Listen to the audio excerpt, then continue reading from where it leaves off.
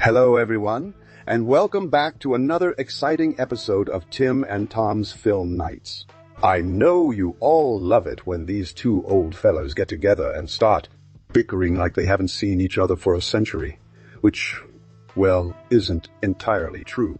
Anyway, today we'll be discussing the 2004 science fiction action film, The Chronicles of Riddick, starring Vin Diesel as the titular character Richard B.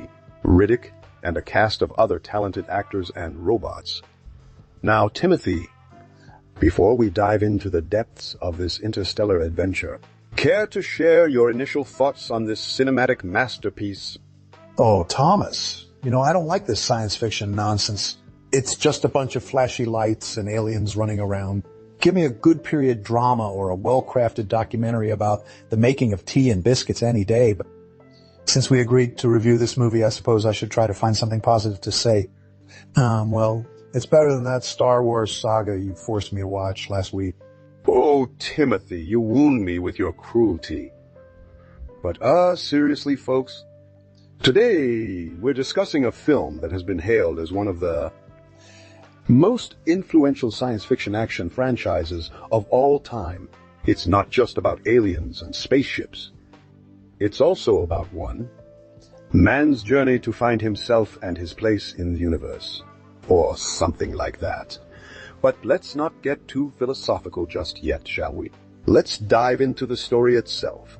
All right, but only because I need a drink and some crumpets to get through this mess of a movie you chose. So Tom, what exactly is the plot of the Chronicles of Riddick? Some sort of space adventure with aliens and spaceships, I presume? Well, Timothy, my dear old chap, you're not far off. The story revolves around our titular character, Riddick, played by the ever-so-handsome Vin Diesel. He's an infamous intergalactic fugitive with a bounty on his head and a knack for getting himself into sticky situations. After barely surviving a fierce space battle against the bounty hunter, Johns and their band of mercenaries, Riddick crash lands on a desolate planet called Oh, it's the name escapes me at the moment. Anyway, he finds himself stranded with only his wits, his impressive martial arts skills, and a few handy devices hidden in those tight-fitting pants of yours. But as luck would have it, Riddick isn't alone on this hostile planet. He soon discovers a feisty, resourceful female alien named Oh, she was played by that one from The Matrix, right? Anyway, this gal, let's call her Fury, and Riddick. They decide to team up against a common threat, an invading army of ruthless, power-hungry, let's just call them bad guys for now. Together they embark on a thrilling journey filled with daring escapes, intense fight scenes, and some questionable CG effects. Along the way, Riddick learns valuable lessons about leadership, sacrifice, and how to use his superhuman night vision abilities to navigate through dark, narrow passageways like it's nobody's business. So, Timothy, what are your thoughts on this gripping space adventure? Do you find yourself rooting for Riddick and Fury as they battle against all odds? Well, Tom, I must admit that the film does have a few redeeming qualities, despite my initial reluctance. For one, it features some impressive special effects, especially for its time. The world building is quite intricate as well, with the various alien species and environments adding a layer of believability to this otherwise far-fetched story. And who can resist a good old-fashioned space chase scene? It does have its moments. I'll give you that. But what really truly disappoints me is the lack of character development in Riddick himself. Here we have an anti-hero with a tragic past and a unique set of skills, yet the writers chose to focus more on the action sequences than delving deeper into what drives him. I mean, yes, he's running from the law and all that jazz, but we need more than just the surface-level motivation to truly connect with him as an audience member. Don't you agree? And then there's this over-reliance on CG effects.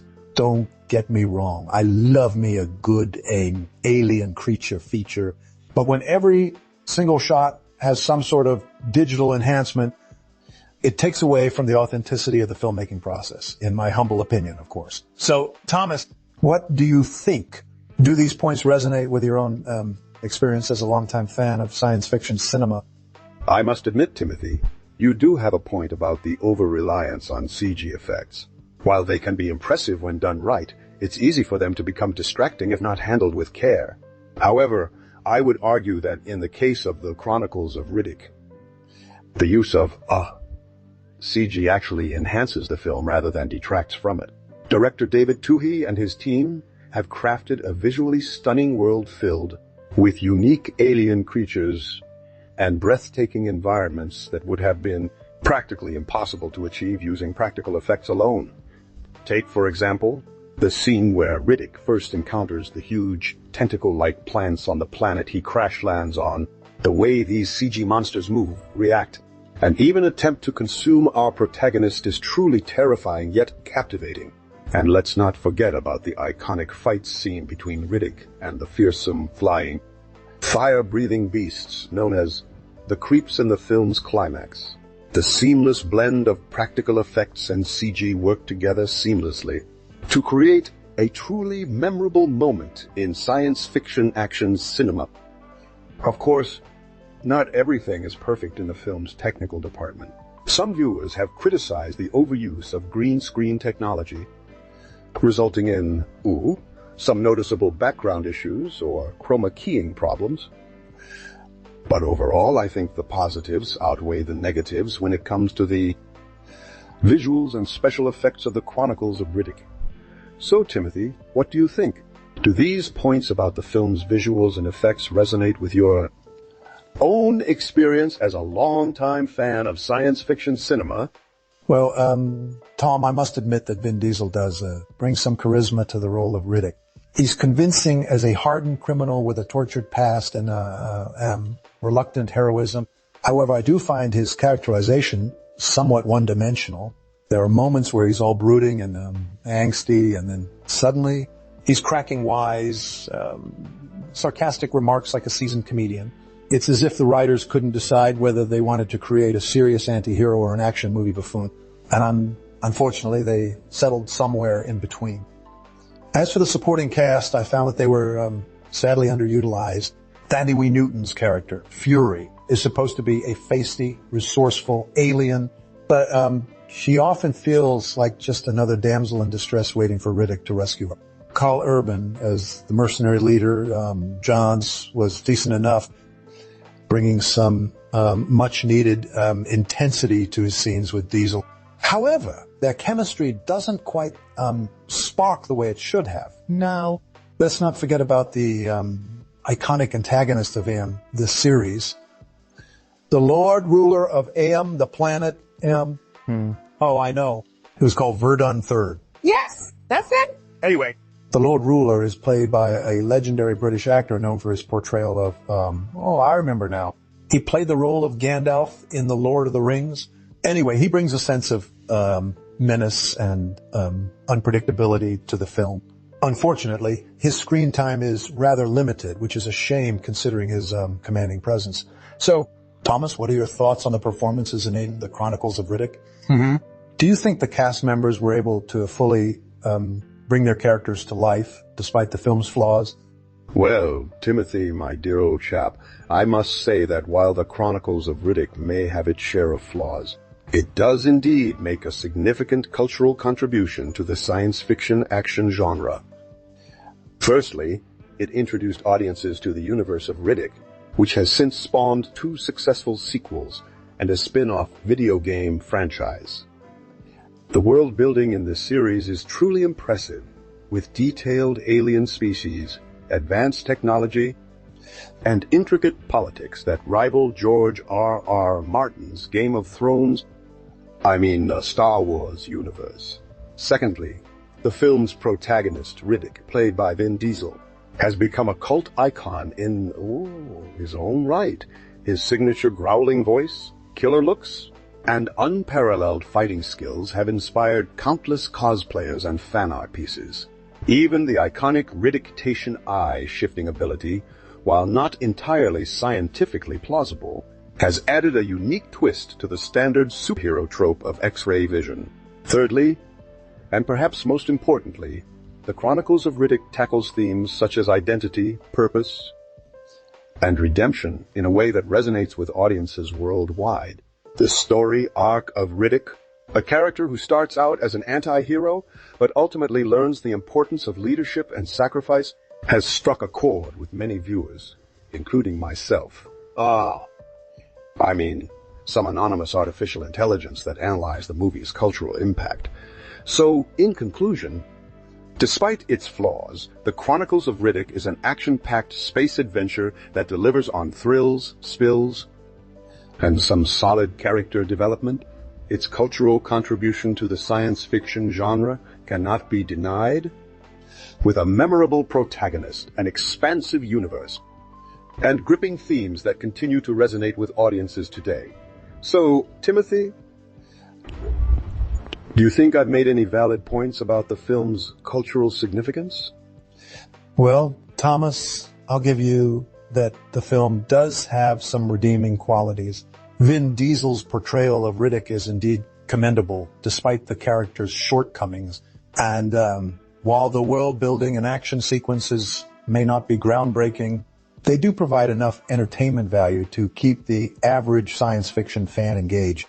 However, I still stand by my earlier assessment that the film falls short of its potential, especially when it comes to character development and storytelling coherence. As for the visuals, while they may impress some, I personally prefer a more grounded approach that prioritizes practical effects over CG spectacle.